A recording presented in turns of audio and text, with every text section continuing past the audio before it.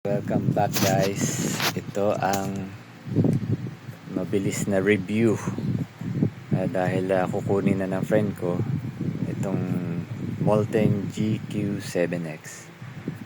So nagamit ko siya one time lang. So far okay naman yung mga ano niya, walang mga paste or walang ganong nababakbak na surface area.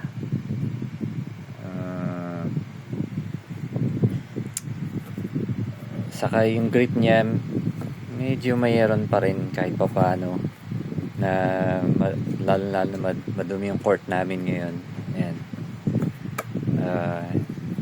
Hindi lang talaga siya original guys, at hindi siya pasok sa official na size.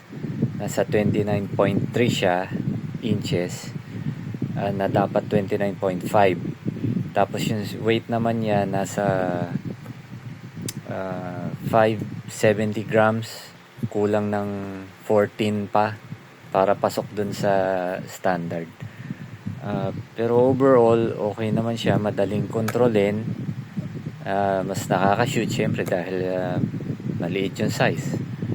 Madali naman din kahit papaano hindi nakaka-bother gano yung pagka lightweight niya.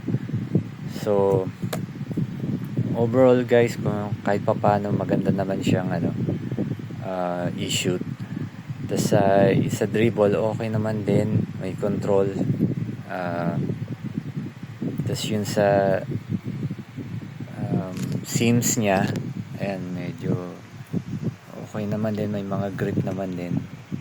Makita niyo may siya, wala ganong slippage.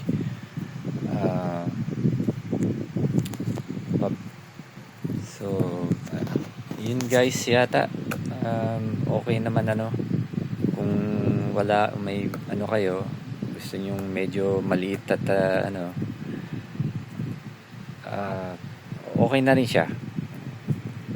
Pero kung magagaangan kayo dito, talagang kailangan iba na yung baka yung BG3220 yung parang kapatid nito ang kunin nyo. Ayun, hindi ko pa nare-review. Anyways guys, comment, like, subscribe.